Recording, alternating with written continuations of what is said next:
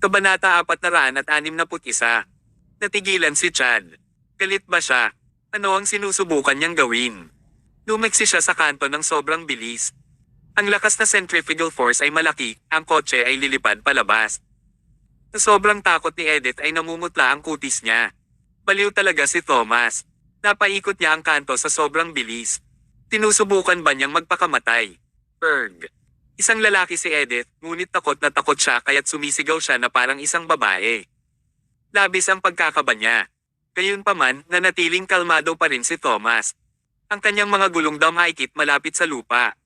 Mayroong malakas na alitan sa pagitan ng kotse at ng lupa na may ilang mga tunog habang ang mga gulong ay nag-iwan ng mga gasgas sa lupa. Nag-drift siya para umikot sa kanto. Ang normal na pag-drift para umikot sa corner ay talagang napakamahirap. Ngunit naglakas loob siyang mag-drift pa rin upang umikot sa corner ng sobrang bilis. Hindi lang iyon ang nangangailangan ng mga kasanayan. Nangangailangan ito ng maraming lakas ng loob. Natigilan muna si Chad bago siya tumawa at nginisyan, ang taong ito ay medyo may kasanayan sa karera. Pero iyon lang yun. Ang pag-drift upang paikutin ang sulok ay mabuti. Ngunit ang kotse ay masyadong mabilis. Sa matulin na bilis na ito, imposibleng na ang kotse ay makakaikot ng maayos ang sulok. Ang lakas na centripetal ay hindi sapat. Ang sasakyan ay lilipad palabas. Mabilis na pinahihit ni Thomas ang sulok at ang kotse ay agad na natigil sa panloob na bahagi ng Lamborghini. Kasunod, isang mas nakakatawa at kakaibang sitwasyon ang nangyari. Ang sasakyan ni Thomas sa katunayan ay walang sapat na lakas na centripetal kaya talagang lumipad ito. Pero, tamang-tama na hinimok ni Thomas ang Ferrari kahanay ng Lamborghini. Sa kasong iyon, ang Ferrari ay hindi nag-crash sa bundok. Bumagsak ito sa Lamborghini. Bumagsak ang mga sasakyan. Lumapit ang mga kaluluwa. Bang! Pilit na bumagsak ang Ferrari sa Lamborghini. Ang mga puwersa ay magkatulad, ang banggaan sa pagitan ng mga kotse ay lumikha ng isang puwersa na kumalat sa magkabilang panig. Ang puwersang ito ay tumulong sa Ferrari na kanselahin ang puwersang centrifugal at dagdagan ang kakulangan ng puwersang centripetal. Kaya naging balanse ang Ferrari dahil dito. Ngunit ang Lamborghini ay hindi ganun kaswert. Ang kotse ay dumulas sa gilid at ang malakas na epekto ay nagdulot nito sa pag-crash sa bundok sa gilid. Tuluyan ng natigilan si Chad. Ito. Tinahihit niya ang manibela, ngunit huli na. Ang isang aksidente ay laging nangyayari sa isang iglap. Paano siya magkakaroon ng oras upang tumugon? Bang! Ang Lamborghini ay bumagsak diretso sa bundok. Lumabas ang airbag at tinakpan ang dalawang tao sa kotse upang matiyak ang kanilang kaligtasan. Sa karera ng kotse na ito, nanalo si Thomas. Sa Ferrari. Gulat na gulat si Edith kaya't napatulala siya. Sino ako? Nasaan ako? Ano ang ginagawa ko? Naisip ni Edith ang tatlong pinakamalaking tanong sa kanyang buhay. Matapos lamang ang mahabang panahon ay nabalik siya sa sariling muwang mula sa pagkabigla. Tumalikod siya at tiningnan ang basag na Lamborghini sa pamamagitan ng mirror sa likuran. Hindi pa rin siya makapaniwala na ito ay nangyayari ngayon. Pagliko sa corner ng sobrang bilis, pag-drift upang makaikot, at pag-crash ng kotse. Lahat ng nangyari ngayon ay tulad ng isang eksena sa pelikula. Napahanga nga si Edith. Tumingin siya kay Thomas sa takot. Dr. Mayo, hindi ko alam na ang galing mo sa karera ay napakahusay. Napabuntong hininga siya at tinanong, ngunit, ma-overtake mo talaga ako sa kanto. Bakit ka pa rin sumunod sa lahat ng paraan at naghanda ka lang na mag-overtake sa kanto ngayon lang? Walang pakialam na sinabi ni Thomas sapagkat ang lahat ng mga corners ay nasa tabi ng bangin. Kung naabutan ko doon, sila ay namatay. Kabanata 462. Nagulat si Edith. Tama ang hula niya. Si Thomas ay talagang may kakayahang talunin si Chad mula pa sa simula. Pero, hindi niya ginasto na may mamatay, kaya't naghihintay siya. Kapag ang panloob na bahagi ng corner ng bundok, nag-overtake siya. Dahil nabawi niya ang kanyang dignidad, masisiguro niya na hindi mamamatay sina Chad at Flynn. Ang lalaking ito ay maaari pa ring mapanatili ang kanyang katwiran kahit siya ay galit. Masyado siyang nakakatakot. Naturally, ang mga kasanayan sa pagmamaneho ni Thomas ay ikinagulat pa rin ni Edith. Paano magkakaroon ng isang doktor ng napakahusay na kasanayan sa karera? Natalo lang niya ang isang F1 na profesional na driver. Nanalo lang si Thomas laban sa isang malakas na kalaban at hindi maaaring manalo ang mga normal na tao. Pero siya ay madali lang na nanalo ng napakadali. Dinumihan ni Chad ang sasakyan niya. Kaya, direktang sinira ni Thomas ang kotse ni Chad upang makapaghiganti. Panlalaki ang karakter ni Thomas. Ang kanyang kakayahan ay namumukod tangi. Sa sandaling iyon, pumanga si Edith kay Thomas. Ang binatang ito ay hindi kailanman naging isang simpleng doktor. Tumingin sandali si Edith kay Thomas bago siya umubo at sinabing, Dr. Mayo, kahanga-hanga ang iyong mga kasanayan sa karera.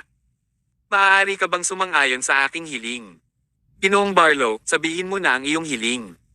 Dr. Mayo, marahil alam mo rin na ang aming pangunahing F1 Ferrari ay malubhang na pinsala ilang taon na ang nakakalipas, at hindi na siya muling nakapagkarera.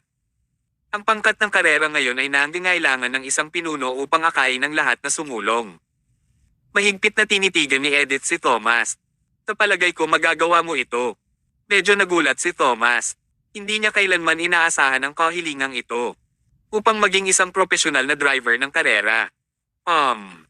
Nag-aalangan siyang sinabi, Mr. Barlow, gusto ko rin ng pagkarera ng kotse, pero marami pa akong mga bagay na dapat gawin tulad ng pagmaster ng kasanayan sa medisina. Natatakot akong imposibleng pretuhin ang karera ng kotse bilang aking karera. Mabuti na lang. Sinabi ni Edith, kailangan mo lamang mag-sign sa isang pansamantalang kontrata sa koponan ng kotse. Pwede kang pumunta at umalis anumang oras na gusto mo. Bukod dito, babayaran kita ayon sa permanenteng kontrata. Na hanggang ahulugang magtatrabaho lamang siya bilang isang pansamantalang manggagawa habang binabayaran na bilang isang permanenteng manggagawa. Kahit na sinong tao ay sasabihing oo, tama ba? Gayunpaman, hindi sabik na sinabi ni Thomas na oo. Nagtataka lang ang tanong niya, Mr. Barlow, bakit ka desperado na payagan akong sumali sa racing team? Bamantong hininga si Edith. Sa totoo lang, ang racing car sa bundok ay gaganapin sa mas mababa sa isang buwan. Bagaman hindi ito isang opisyal na karera ng F1, ang lahat ng mga koponan ng F1 ay magpapadala ng pinakamahusay na driver para sumali. Sino mang maaaring manalo sa karera ng kotse na ito ay makakakuha ng isang malaking halaga ng sponsor fee. Mas mahalaga pa roon, maaari silang magkaroon ng mas maraming mga karapatan sa F1. Kulang ang aming Ferrari ng mga pangunahing driver, kaya't hindi ko nais-nais ang sitwasyon na ito. Kung mawalan kami ng mga karapatan, mapapababa kami sa pangalawang baitang ng koponan. Hindi ko ito matatanggap. Ang nais ni Edith ay para si Thomas na tulungan siyang manalo sa karera ng kotse sa bundok. At ito talaga ang galing ni Thomas. Kung talagang sasali si Thomas sa F1 na karera, hindi naman siya pamilyar sa uri ng kotse at lokasyon. Pero, ang karera ng kotse sa bundok ay kung saan pinakamahusay si Thomas. Tumawa siya, tumango, at pumayag. Ginoong Barlow, binigyan mo ako ng napakagarang supercar. Talagang tutulungan kita sa isang maliit na pabor. Inihayag ni Edith ang tuwa sa kanyang mga mata. Nagawa silang tulungan ni Thomas. Tiyak na makakapanalo sila sa karera ng bundok. Kabanata 463. Pagkatapos, nagmaneho si Thomas at nakarating sa Ferrari Motorcade Training Camp sa ilalim ng patnubay ni Edith. Nakilala ni Thomas ang lahat ng opisyal na miyembro ng F1 ng Ferrari doon. Ang lahat ng mga driver dito ay mga nangungunang eksperto sa kani-kanilang mga fields, at ang mga kasanayan sa pagmamaneho ng mga normal na tao ay hindi maihahambing sa kanila. Ipinakilala sa kanila ni Edith, halika, ipakilala ko sa inyong lahat. Ito si Ginoong Thomas Mayo. Siya ang aking tagapagligtas. Bukod doon, siya din ay isang mahusay na driver. Nagpa siya akong mag-sign siya ng isang kontrata kay Ginoong Mayo upang hayaan siyang maging bahagi ng Firecrown Motorcade. Natigilan ang lahat. Kakaiba ang itsura ng kanilang mga ekspresyon. Nakaramdam sila ng palaisipan bago sila nagalit. Ang pinuno ng motorcade na si Larry Beckett ay nagsabing, Mr. Barlow, niloloko mo ba kami? Pinapayagan mo ang isang doktor na maging profesional na driver. Oo, ang kanyang kasanayan sa medisina ay hindi ka panipaniwala. Humahanga din ako kapag nagagamot niya si Ginoong Barlow. Pero, tulad ng sinasabi sa kasabihan, ang iba't ibang mga propesyon ay may iba't ibang kadalubhasaan. Kung tutuusin, doktor lang naman si Thomas. Pinapayagan mo siyang sumali sa koponan, hindi ba ito isang insulto sa mga profesional na driver tulad ng namin na nagpa-practice ng husto araw-araw? Sumimangot si Edith. Larry, huwag kang magsalita ng ganyan nang andyan si Thomas. Papunta dito, tinalo niya si Chad Granger ng Lamborghini. Umisi si Larry. Chad Granger. Oo, si Chad ay isang profesional na driver, ngunit siya ay may isang hindi gaanong mahalaga at maliit na karakter. Ang kanyang mga kasanayan ay mas malala kaysa kay Larry. Meron bang dapat ipagmalaki tungkol sa pagkatalo ng isang maliit na karakter? Sa oras na ito, nagring ang telepono ni Edith. Matapos niyang sagutin ito, alam niya na mayroong isang mahalagang pagpupulong na dadaluhan niya. Tumigil si Edith at sinabi kay Larry, may emergency ako, kaya kailangan ko muna umalis. Larry, tulungan mo akong alagaan si Ginoong Mayo. Miyembro na siya ngayon ng koponan, kaya dapat mong petuhin siya ng maayos. Naririnig mo ba ako ha? Tumalikod si Larry sa paghamak. Hayaan ko siyang pakitunguhan ng maayos si Thomas. Haha. Kung si Thomas ay isang doktor, gagawin niya yun. Ngunit, si Thomas ay isang driver ngayon, kaya't hindi. Nagpaliwanag sandali si Edith kay Thomas bago siya umalis sa kampo. Pagkaalis ni Edith, medyo kakaiba ang kapaligiran. Lahat ng mga driver ay nakatitig kay Thomas na may paghamak. Paano makakasama ang isang doktor sa koponan upang maging isang driver? Ito ay isang kahihiyan sa iba pang mga driver. Bakit? Kulang sila ng isang pangunahing driver, kaya maaaring mangyari ang kalokohan na ito. Desperado talaga si Ginoong Barlow. Naglakas loob siyang mag-recruit ng sino mang tao sa koponan. Huwag na natin pag-usapan ito. Ang mga paghahambing ay ikakagalit pa namin. Nag-sign siya ng isang pansamantalang kontrata, ngunit nakakakuha siya ng permanenteng sweldo. Ang kanyang sweldo ay isang beses na higit pa sa amin. Darn it, nakakatawa ito. Sa una ay hindi nilang lahat nagustuhan si Thomas. Matapos nilang malaman ang kanyang kontrata, sa palagay nila ay hindi sila nasisiyahan. Tinuyam ni Larry ang mga kamao at lumakad kay Thomas.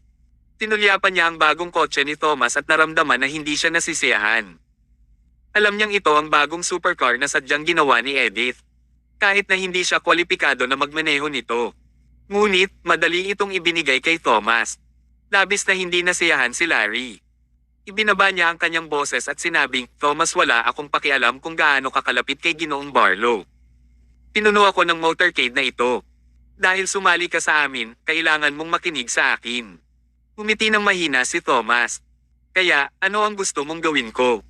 Tumalikod si Larry at tumingin sa burgundy na Ferrari. Una muna, simula ngayon, bawal kang magmaneho ng kotseng ito. Naiinis na sabi niya. Kabanata 464. Hindi nagalit si Thomas sa ganitong uri na bastos na kahilingan. Walang pakialam lamang niyang tinanong, anong dahilan niyan? Inisya ni Larry. Ang mga profesional na driver na tulad namin ay nakikipagkompetensya ng may mga kasanayan na hindi sa pagganap ng kotse. Kung palagi kang nagmamaneho ng magandang kotse, magkakaroon ka ng isang pangit na ugali na umaasa lang sa performance ng kotse at hindi mo mababago ang ugali na ito. Kaya, nais kong matuto ka muna mula sa mga pangunahing kaalaman. Naiintindihan mo ba? Ginawa niya itong napakamarangal at masasabi ni Thomas na ito ay medyo makatuwiran. Hindi sinalungat ni Thomas ang makatuwirang bagay na nadinig niya. Anong kotse ang dapat kong imaneho pala? Taglit na nag-isip-isip si Larry bago siya sumili ng isang nakakalokong ngiti. Inabot niya ang kamay para ituro ang isang pilak na itim na sports car sa gilid. Hindi mo ba gusto magmaneho ng Ferrari 458? Iyon ang kotse. Pwede mo na itong gamitin. Ang mga tao sa paligid ay tumawa. Ang Ferrari 458 ay isang produkto ilang taon na ang nakalilipas. Kung ikukumpara sa kanilang mga pagtatanghal, ang makina nito ay hindi maihahambing sa pinakabagong henerasyon. Katulad ng sasakyan na binigay ni Edith kay Thomas. Batay din ito sa 458.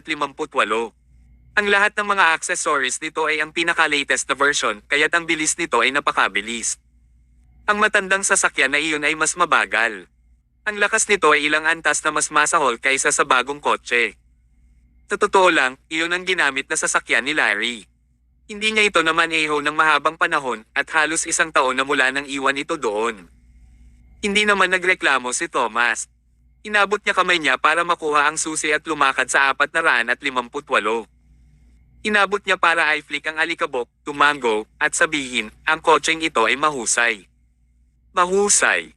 Halos namatay sa tawa si Larry. Ang uri ba ng sirang kotse ay maganda talaga para sa kanya? Tila na hindi talaga ganoong matalino si Thomas. Kung sa tingin mo medyo maganda ito, mahusay. Ay oo, naubusan na ng gasolina ang kotse ngayon. Pumunta at muling punan ng ilang gas. Bukod roon, kailangan nating magsanay sa gabi. Pumunta ka at bumili sa amin ng hapunan, naiintindihan mo. Ganap na nakalimutan ni Larry ang sinabi ni Edith. Hindi naman niya alagaan si Thomas. Hindi niya siya inalagaan at itintroto pa si Thomas na parang isang mahirap. Hindi niya ginalang si Thomas. Wala siyang respeto. Nakuha ko na. Umupo si Thomas sa driver's seat. Inayos niya ang seatbelt at nag-drive. Si Larry at ang kanyang barkada ay sabay na ipinakita ang kanilang mga middle finger mula sa likuran. Basura. Naglakas loob ka na kumuha ng libreng pagkain sa aking lugar. Nais kong mawala ka ng mas mababa sa 3 araw. Dumidilim ang langit. Nagmaneho si Thomas at nasanay sa performance ng kotse. Maliban sa bahagyang mahinang lakas, ang iba pang mga aspeto ng kotse ay napakahusay. Hindi mahalaga kung gaano ito kasama, ito ay isang Ferrari pa rin. Matapos niyang bilhin ang pagkain, nagtungo siya sa gasolinahan upang muling punan ang gasolina ng kotse. Habang balak niyang umalis, dumaan ang isang kulay puti na sedan. Ang driver ay isang 25 taong gulang na dalaga. Ang kanyang mahabang buhok ay itim at may kintab at ang kanyang puting shirt ay malinis. Mayroong isang maliit na itim na nunal sa ilalim ng kanyang kaliwang mata. Ang babaeng ito ay si Maya Barlow, panganay na anak na babae ni Edith at manager din ng Firecrown Motorcade. Matapos makita ni Maya ang 458, medyo natigilan siya. Naalala niya na kotse ito ni Larry. Isinantibi ba ito sa kampo sa loob ng 1 taon? Bakit nasa mood si Larry na itaboy ito ngayon? Natapakan ni Maya ang accelerator at gusto niyang tumakbo upang tanungin kung ano ang nangyayari. Awkwardly, ang bilis ng 458 ay napakabilis. Agad itong itinaboy ang kotse niya nang hindi binibigyan ng pagkakataon si Maya na makahabol. Ha, sa palagay mo maaari mo akong matalo sa ganyan? Kabanata 465. Si Maya ay isang tagapamahala lamang pero ang kanyang mga kasanayan sa karera ay napakahusay. Bukod pa roon, ang kanyang kotse ay binubuo ng pinakabagong mga accessories. Kaya, ang 458 ay hindi maihahambing sa kanyang kotse. Sa makatuwid, tiwala siya na maaabutan niya ang 458 sa harap. Tulad ng inaasahan ni Maya, ang pagganap ng kanyang kotse ay napakahusay at ang lakas ay hindi kapani-pani walang malakas. Mukhang maaabot niya ang 458. Habang iniikot ang corner, ang bilis ng 458 ay tumaas sa halip na bumababa. Galit ba si Larry? Bakit niya nadaragdagan ang bilis ng pag-ikot? Ano ang gusto niyang gawin? Hindi naglakas loob si Maya sa 458 kaya't mabilis niyang natapakan ang akselerador at binawasan ang bilis habang paikot. Pagkatapos, nakita niya ang pinakanakakagulat na eksena sa kanyang buhay. Sa ilalim ng liwanag ng buwan ng gabing iyon, ang kulay pilak na itim na Ferrari 458 ay nagdrift para mabilis na makaikot sa corner tulad ng hangin. Pinananatili ng kotse ang pinakamataas na bilis. Matapos itong matagumpay na makaliko sa corner, agad itong lumipat tulad ng isang ligaw na kabayo na nakatakas, at ito ay ganap na nawala. Nang sa wakas ay lumiko na si Maya sa sulok, ang mga ilaw ng 458 ay hindi na nakikita. Napatulala siya ng tuluyan. Tinapakan niya ang preno at dahan-dahang tumigil ang sasakyan. Napatingin si Maya sa 458 na napakalayo at ungol niya sa sarili pag-drift para makaikot sa corner sa pinakamataas na bilis. Larry Beckett, kailan mo pinagkadalubhasaan ang isang hindi ka panipaniwala na kasanayan? Nakakagulat. Lihim mong natutunan ang isang natatanging kasanayan sa likuran ko. Nais mo bang bigyan ako ng sorpresa sa mountain car race sa 1 buwan sa hinaharap? Ikaw ay kahanga-hanga. Pinapagana niya ulit ang kotse para humandar. Ang kampo ng pagsasanay sa motorcade. Matapos ay parada ni Thomas ang kotse, kinuha niya ang pagkain at ipinamahagi sa lahat. Sa una, ayaw nilang pahalagahan ang kanyang kabaitan. Ngunit pagkatapos nilang makita ang masarap na pagkain na binili ni Thomas, lahat sila ay sumuko. Lumapit sila at kinuha ang pagkain. Inabot ni Larry ang kamay para kumuha ng drumstick. Kumain siya habang sinabi niya, Thomas, medyo may bait ka. Pumili ka ng medyo magandang hapunan ngayon. O pwede ka nang umalis ngayon. Umiti ng mahina si Thomas. Tumalikod siya at umalis na walang sinabi. Sa oras na ito, isa pang driver, si Frog, ay lumakad. Lihim niyang sinabi kay Larry, Larry, madilim ang langit ngayon. Pilasan mo na kumain at magsanay ka na. Ang mountain car race ay gaganapin sa lalong madaling panahon. Wala kaming masyadong oras. Ang iyong natatanging kasanayan ay makakamit pa. Dapat kang magsanay ng maaga hanggat maaari para naman siguradong manalo ka. Tumango si Larry. Magsisimula na akong mag-ensayo pagkatapos kong kumain. Habang nag-uusap silang dalawa, isang kulay pilak na sedan ang dumating at pumarada ito sa garahe. Nag-walk out si Maya. Tinitigan siya ni Larry ng diretso. Si Maya Barlow ang babaeng nami-miss niya. Ang lahat ng mga miyembro ng motorcade ay alam din na siya ang babae na hinabol ng pinuno at walang pinapayagan na lumapit sa kanya. Ngumiti si Maya habang naglalakad at sinabing, "Larry Beckett, ang galing mo. Naglakas loob ka na palihim na nagsanay ng isang natatanging kasanayan sa likuran ko. Napakasama mo." Nagkatinginan sina Larry at Frog at natigilan sila. Dalawa lang sa kanila ang nakakaalam nito. Saan nakuha ni Maya ang balita? Hindi kaya narinig ito ni Maya noong nag-uusap lang sila ngayon? Ito ay imposible. Nagsalita sila sa isang mahinang tinig at si Maya ay nasa loob ng kotse. Maliban pa doon, kahit na ang kanyang pandinig ay sobrang lakas, hindi niya ito maririnig. Naglakad si Maya at tinanong, "Mayroon kang napakahusay na kakayahan. Bakit hindi mo sinabi sa akin kanina?"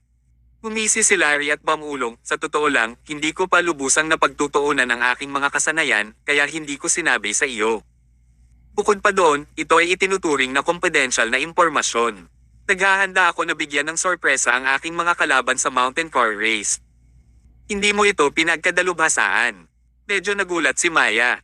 Ngayon pa lang, nakita niya na ang pagdrift para makaikot sa corner sa bilis na napaka-perpekto. Bakit niya sinabi na hindi pa niya ito nahuhulaan? Marahil ay mayroon pa ring isang bagay na nais niyang gawing mas perpekto. Hindi rin ito inisip ni Maya, at casual niyang sinabi, "Magsaya ka. Ay master mo ito ng maaga hanggat maaari upang matulungan ang motorcade na manalo sa mountain car race." Tumango si Larry. "Walang problema, Maya." Nang lumingon si Maya, nakita niya ang isang hindi pamilyar na mukha sa mga tao. Sino siya? Siya. Haha. Ito ang bagong driver na hinikayat ni Ginoong Barlow. Kabanata 466. Napukaw nito agad ang curiosity ni Maya sapagkat wala silang bagong kasapi na sumali sa koponan ng karera sa mahabang panahon. "Ano ang iyong pangalan? Aling koponan ng karera ang kabilang kabago ito?" tanong ni Maya. Hindi naghihintay na sumagot si Thomas, malamig na sagot ni Larry, siya si Thomas, at siya ay isang doktor na baguhan lang dito. Isang doktor? Oo. Hindi ako sigurado kung ano ang iniisip ni Ginoong Barlow na literal na pinapayagan ng isang baguhan sa koponan, SOC. Ngunit hindi talaga ito ang iniisip ni Maya, kaya't ngumiti siya at sinabi, "Kailangan mong tibayan dyan, Thomas. Bagaman hindi ka profesional, kung nagsasanay ka ng maayos, sa gayon naniniwala akong makakapunta ka sa track balang araw." Habang ang mga tao ay masayang kumakain at nag-uusap, lumapit sa kanila ang mga alon ng mga tunog. Mahigit sa 100 ng mga super race car ang nagmaneho sa lugar ng pagsasanay at nakaparada doon. Ang mga kotseng ito, nang walang pagbubukod, lahat ay Lamborghinis. Ang lahat ng mga pintuan ng kotse ay bumukas, at isa-isa, malalakas na kalalakihan ang naglakad palabas ng mga kotse. Ang mga ito ay opisyal na kalaro ng koponan ng race ng Lamborghini. Kabilang sa mga ito, ang unang naglalakad ay ang pangkalahatang ahente ng bansa para sa mga Lamborghinis, anak ni Flint Hogan. Matthew Hogan. Sa malamig na mukha, nagmarcha siya kay Larry at sa iba pa, galit na galit, at sumigaw, "Nasaan ang bastardong si Edith Barlow? Sabihin mo sa kanya na lumabas na ngayon dito." Lumalabas na dahil sa isang aksidente ng kanyang ama sa sasakyan, sadya siyang dumating upang maghayganti kay Edith. Inis si Maya, at galit na nagtanong, "Ang tatay ko ba ay isang taong makikilala mo lang dahil gusto mo?" Malamig na sinabi ni Matthew, "Ayaw mo akong makilala. Pagkatapos ay bubugbugin ko ang mga tao hanggang sa siya ay lumabas." Mga kapatid, oras na upang sipin ang bots ng mga iyan. Hindi umaatres si Larry, kaya kumuha siya ng ilang sandata at sumigaw para sa lahat na sumali sa kanya sa paghahanda upang harapin ang kalaban na dumating. Napatulala si Maya. "Hindi ko ito magagawa." Sumigaw siya, "Stop. Lahat tayo ay racers, hindi gangsters. Maaari ba, lahat nga kayo huminto sa pakikipaglaban sa oras na ito?" Ang bawat isa ay nagpalitan ng sulyap at sumang-ayon na makatuwiran nga siya, kaya't inilapag nila ang mga bagay sa kanilang mga kamay. "Bakit mo hinahanap ang aking ama, Matthew?" tanong ni Maya. "Oo, Hindi ba magaling ka magpanggap? Ang basurang iyon na si Edith Barlow ay tinambol lang naman ang aking ama at sinira ang isa sa aming mga kasamahan sa koponan, ang binti ni Chad. Hindi niya ba dapat panagutan ang mga bagay na iyon? Kinutya ni Larry. Oh, it turns out na hindi lang ikaw ay hindi talaga mahusay, ngunit ikaw din ay isang bobo na tauunan. Kapag ang iyong mga kasanayan sa pagmamaneho ay hindi napapantay sa kalaban at nag-crash ka, pipiilin mo ang makipag-away. Mukhang ang koponan ng Lamborghini ay walang iba kundi isang pangkat ng mga walang silbi at kwenta. Lumabas ang ugat sa noo ni Matthew. Hindi sapat, isang bobo na natalo. Tinuro niya si Larry at sinabi, okay, dahil lahat tayo ay racer, magpapaligsahan tayo sa paraan ng racing. Mayroon ka bang lakas ng loob na makipagkarera sa akin, Larry Beckett? May hawak na mataas na baba si Larry at sinabi, sa palagay mo takot ako. Kung natalo ako, hihingi ako ng tawad at aalis na dito. Kung natalo ka, sabihin sa duwag na si Edith Barlow na lumabas.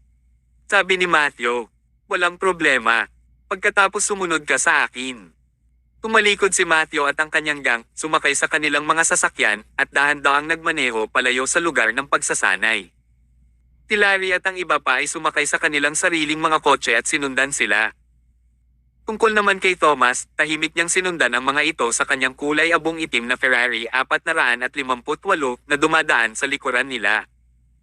Matapos ang nasa sa 20 minutes, ang mabigat na pangkat ng mga tao ay nakarating sa isang kurso sa kalsada ng bundok. Walang gaanong mga tao sa kalsada dito ng normal, at ngayong gabing iyon ay bumagsak, mas kaunti pa ang gumagamit nito. Ito ang lokasyon ng kanilang showdown. Ito ay isang pabilog na track ng bundok, kaya nagsisimula kami dito at bumalik mula sa kabilang area. Ang panimulang linya ay nagsisilbi ring na linya ng pagtatapos, kung sino ang umabot ng una ay siyang panalo, bigkas ni Matthew. Kabanata 467. Nagkibit balikat si Larry. Hindi ko mabilang kung ilang beses na akong nakapagmaneho sa kalsadang ito, sigurado ka bang nais mong makipagkumpetensya sa aking domain, Matthew? Sigurado ka bang hindi ka naglalaro ng apoy? Oo, Larry, ngayon ay ipapakita ko sa iyo kung ano ang tunay na kakayahan ko. Kapwa sila sumakay sa kani-kanilang mga sasakyan. Matapos marinig ang sipol, pareho ang Ferrari at Lamborghini na sabay na umalis. Ang maingay na tunog ng makina ay agad na pumukaw sa kaguluhan ng lahat ng mga racer sa tanawin. Ang parehong mga kotse ay talagang mabilis. Dahil magkatulad ang automotive hardware ng parehong mga kotse na ito, ang kanilang bilis ay halos pareho kapag nagmamaneho sa isang tuwid na linya. Gayunpaman, nagbago ito nang magsimula silang lumapit sa isang curve. Bagaman si Matthew ay isang mapusok at mayabang na racer, siya ay may mahusay na kasanayan.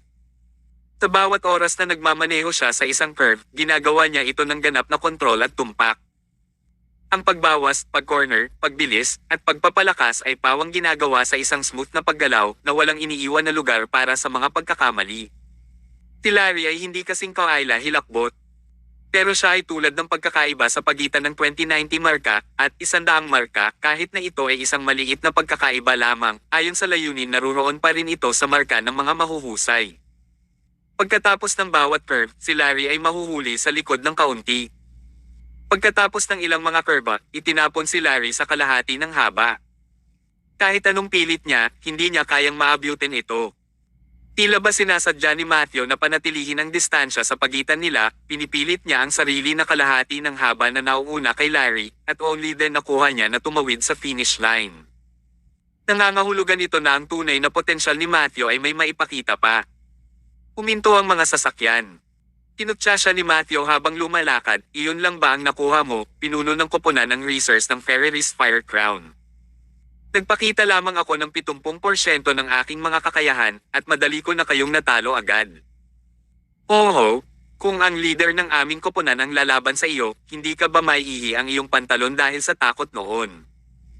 Kahit na natatangi na si Matthew, siya lamang ang pangalawa sa pinakamahusay sa kanyang koponan. Iyon ay dahil ang kanilang koponan sa racing ay binubuo ng sobrang gagaling na mga racer na may pamagat na World's Best Racer. At siya ang pinuno ng kanilang koponan na kung saan si Lamborghini ay nag-scout at gumastos ng malalaking pera. Ngunit kahit na si Matthew lamang ang pangalawang pinakamahusay, hindi pa rin siya matalo ni Larry. Dapat malaman ng isang tao, ang karerang ito ay gaganapin sa isang site na pamilyar kay Larry, at kung lumipat sila ng mga lokasyon, mas matalo pa rin si Larry. Ibinaba niya ang kanyang ulo, masyado siyang nahihiya upang harapin ang karamihan. Timaya na nakatayo sa gilid ay nag-aalala na nagtanong. Ano ang nangyari, Larry? Wala ka bang killer stunt? Bakit hindi mo ito ginamit ngayon? Sinabi ni Larry na may mapait na ngiti, ang killer stunt ay hindi pa handa. Ano ang ibig mong sabihin na hindi ka handa? Nang bumalik ako, nakita kita na ginagawa mo ito ng 458. Tiyak na mananalo ka kung ginamit mo ang trick na iyon. Nang bumalik ka, 458. Trick na yan. Habang nakikinig si Larry, lalo siyang naguluhan, at wala siyang ideya kung ano ang nangyayari. Ngunit nang mais kanya ang karamihan at nakita si Thomas sa gilid ng kanyang mga mata, isang kakilakilabot na kaisipan ang pumasok sa isip ni Larry. Hindi ito maaaring. No way? Doktor lang siya? Isang amateur? Paano posible iyon? Ngunit hindi ba si Thomas ang nagmamaneho lamang ng 458? Gayun din, narating ni Thomas at Maya ang lugar ng pagsasanay na halos sabay-sabay, at iyon ay sapat na patunay na ang nakita ni Maya sa kalsada ay si Thomas. Noon lang natauhan si Larry. Ang killer stunt na binanggit ni Maya ay naging isang espesyal na lansihin ni Thomas na nakita niya sa kalsada, hindi ang killer stunt na ipinatupad ni Larry. Dahil lamang sa ang kotse ay isang luma 458, si Maya ay nagkakamali at inisip na ito ay minaneho ni Larry. Matapos malaman ang totoo, asar pa rin si Larry. Ang babaeng nagustuhan niya ay hindi man lang alam na iniidolo niya ang mga kasanayan ng ibang lalaki. Kung nangyari ito sa sino mang ibang normal na tao, hindi nila ito matitiis. Napangisi si Larry. Lalong lumakas ang galit niya kay Thomas. Ngunit hindi ito ang oras para sa kanya na pahirapan at magalit kay Thomas. Habang naglalakad si Matthew at malamig na sinabi, ngayon ang pusta ay pusta, kaya tawagan mo na ang basurang si Edith ngayon at sabihin mong lumapit siya. Kabanata 468. Ang mukha ni Larry ay kasing pangit ng atay ng baboy. Kanina pa niya binabaan si Matthew, nanunumpa na siya ay papatayin sa karera, pero ano ang nangyari? Pinunasan nila ang sahig ng kanyang mukha. Nakakahiya ito. Hindi ka pani-pani, walang nakakahiya talaga iyon. At lalo na napahiya ang kanyang sarili sa harap ni Maya, pakiramdam niya ay parang mamatay na siya agad. Sobrang awkward din ni Maya. Ang isang pusta ay pusta pa rin. Kaya dapat niyang tawagan ang kanyang ama at sabihin sa kanya na pumunta doon, pero kung gagawin talaga niya iyon, masisira ang dignidad ng koponan ng racers ng Ferrari. Ngunit ano na lang sila kung hindi siya tumawag. Ang isang pangkat ng racer na hindi tumyupad sa kanilang salita ay magiging katatawanan ng lahat ng mga karera mula sa buong mundo ng karera. Sa sobrang paghihirap, kinuha ni Maya ang kanyang telepono at agad-agad na binuksan ang kanyang log ng tawag. Si Larry, na nasa tabi niya, ay hindi makapagsalita ng kahit isang salita dahil siya ang naging sanhi ng lahat ng ito nangyari dahil sa kanyang incompetent skills. Parg. Tulad ng pagtawag ni Maya, isang malakas na kamay ang nagtulak sa kanyang telepono pababa. Ha! Tumangala si Maya, at doon lamang niya napansin na si Thomas ang nagtulak sa kanyang telepono pababa. Umiti si Thomas at sinabi, hindi na kailangan ng tumawag sa telepono. Hindi na kailangan. Hindi ba nila sinisira ang kanilang pangako noon? Ano ang nasa utak ng baboy na ito? Ang pinakamahalagang bagay para sa isang karera ay ang tuparin ng kanilang salita. Malakas na sinabi ni Larry. Umiti si Thomas. Sumulyap siya kay Matthew at kalmadong sinabi, kumusta naman kayo at ako na nakikipagkompetensya sa isang pagdrift? Kung manalo ako, papabayaan lang natin ito, ngunit kung taunan ako, nasa iyo na ako.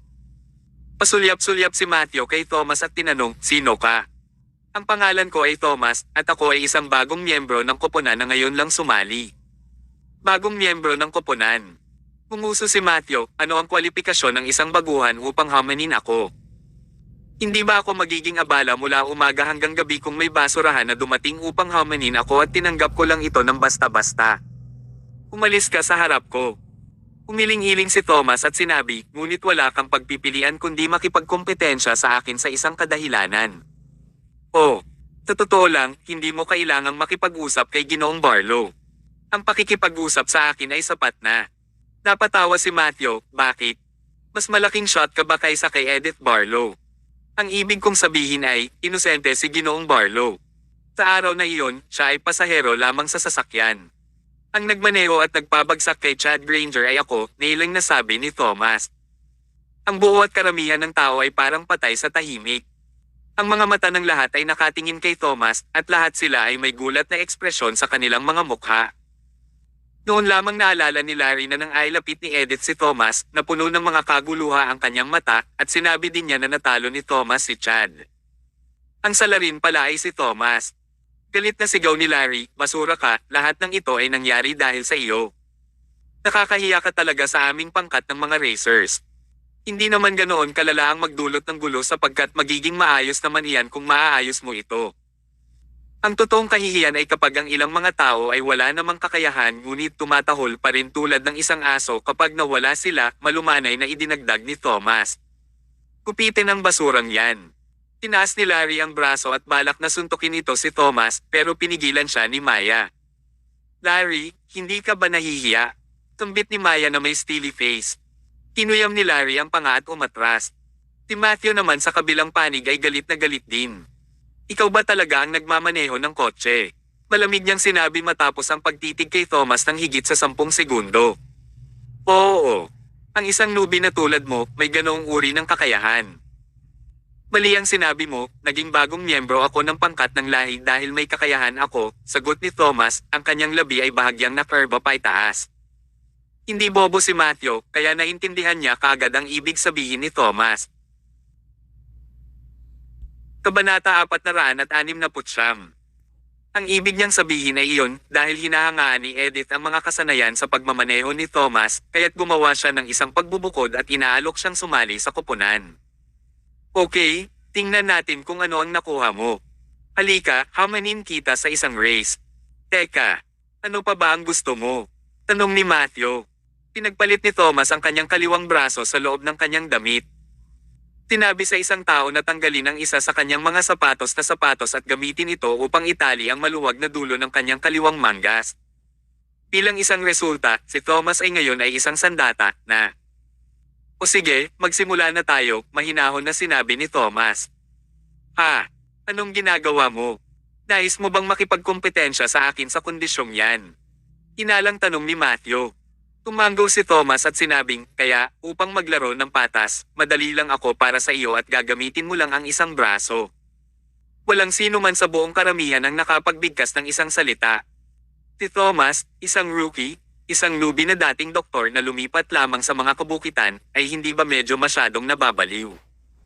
Ang kalaban niya ay isang profesional na racer ng Formula 1 na may pambihirang kakayahan. Ang pangalawa sa pinakamahusay sa koponan ng lahi ng Lamborghini, at ang isang nakakatakot na may kakayahang madaling talunin si Larry Beckett sa isang iglap.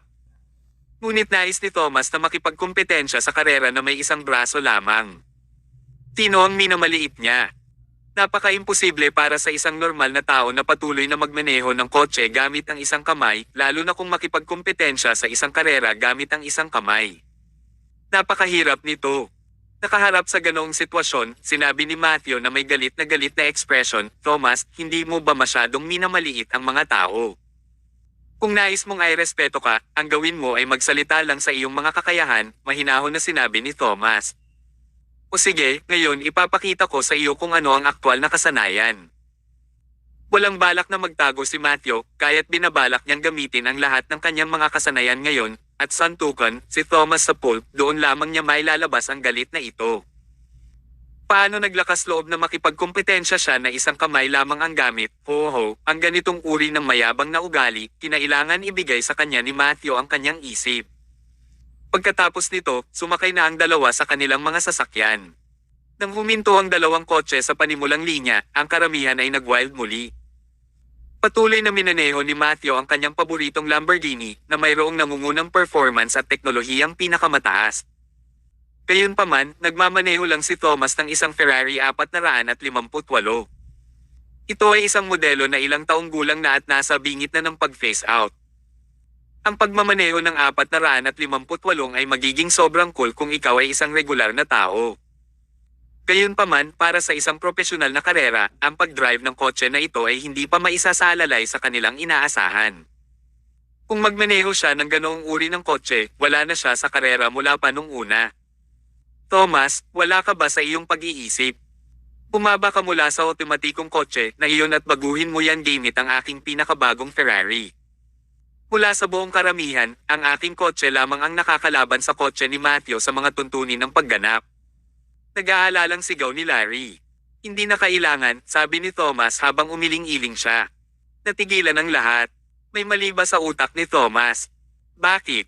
Ano ang mabuting gagawin nito sa iyo upang magmaneho ng isang lumang kotse na ganoon? Tanong ni Larry. Tahimik na nagtanong si Thomas, Kapitan, nakalimutan mo ba ang sinabi mo sa akin kanina? Kami ang mga racers na nakikipagkompetensya sa mga kakayahan sa pagmamaneho kaysa sa performance ng sasakyan.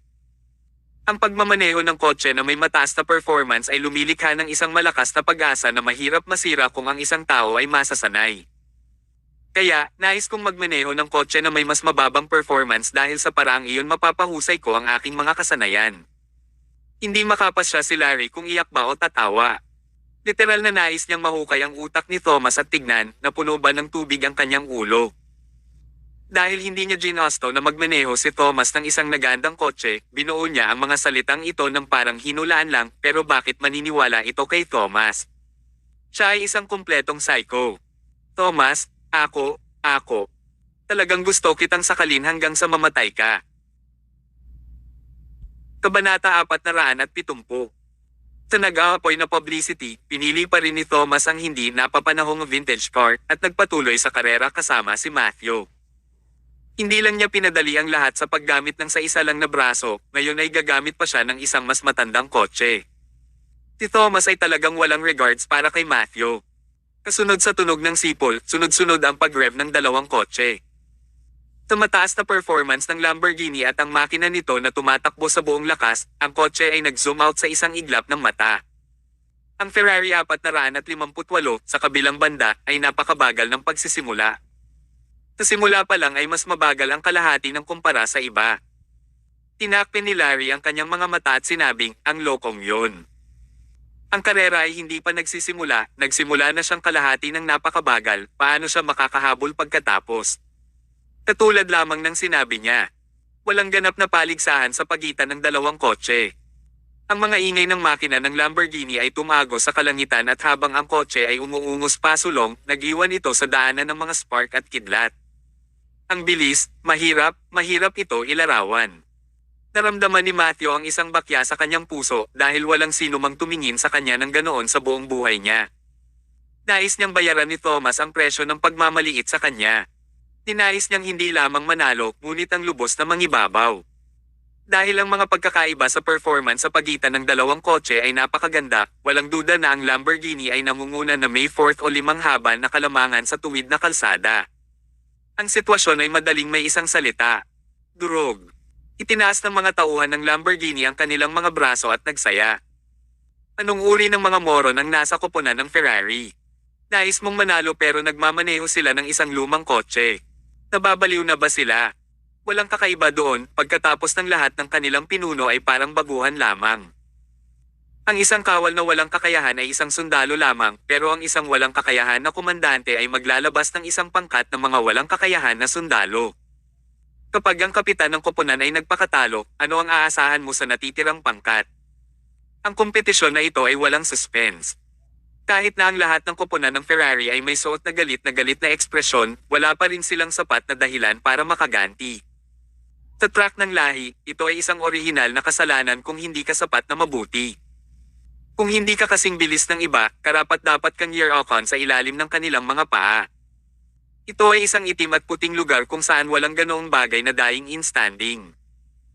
Tumalikod si Larry at sumumpo, walang kwenta si Thomas, lubos niyang pinahiya ang aming buong pangkat ng mga racers. Kumalas din si Maya.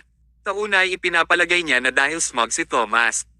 Magkakaroon siya ng ilang mga espesyal na kasanayan, pero ngayon ay tinitingnan ito, siya ay isang makitid lamang na pulaka sa isang balon na mayabang at walang kakayahan. Tila ito ay magiging isang walang kwentang laro. Dalawang pangkat ng racer ang nagpakita ng ganap na magkakaibang pag-isip. Sa ilalim ng mapagmasid na tingin ng lahat, ang parehong mga kotse sa wakas ay dumating sa unang curve. Sa isang karera, ang mga kakayahan ng driver ay hinuhusgahan kaysa sa performance ng kotse. Ang isang liko ng kalsada ay isang lugar kung saan ang mga kasanayan sa pagmamaneho ng isang tao ay maaaring makita ng madali. Dahil sa isang tuwid na kalsada, ang kailangan mo lang gawin ay islam ang accelerator dahil ang bilis ng kotse ay natutukoy lang ng performance ng kotse na walang masyadong kinalaman sa driver. Ngunit magkakaiba ito sa mga curve sa kalsada. Pagdating sa mga curve na ito, ang pamamaraan at tempo pagpasok mo sa liko ay napakakritikal. Ito ang magpapasya sa nagwagi batay sa kung gaano kabilis sila makawala sa isang liko matapos na mapunta sa isa. Sa isang curve ng kalsada, ang performance ng kotse ay hindi na isang kadahilanan sa pagpapasya. Sa halip, ang resulta ay natutukoy na sa personal na kakayahan ng driver. Ang lahat ay naniniwala na ang mga kasanayan ni Matthew ay mas mahusay. Kung hindi titignan ang mga subjective variables. Alam ng lahat na si Thomas ay nagmamaneho gamit ang isang kamay lamang at sa estadong ito, ang pagmamaneho ay mahirap na kaya paano niya matatalo si Matthew sa isang curve ng kalsada. Imposible. Matapos ang unang liko ng kalsada, dapat kumpirmahin ang mga resulta. Hindi pa siya nakakapantay sa isang tuwid na kalsada, at kung natalo siya sa mga curves na ito, walang pagkakataon para maabutin siya ni Thomas. Ang lahat ay nakasalalay sa resulta ng unang bend ng kalsada. Tina Larry at Maya ay nawalan na ng pag-asa, sapagkat sa kanilang paningin, walang alinlangan na matatalo si Thomas sa laban. At mas nag-aalala sila tungkol sa kung paano nila tatawagan si Edith mamaya.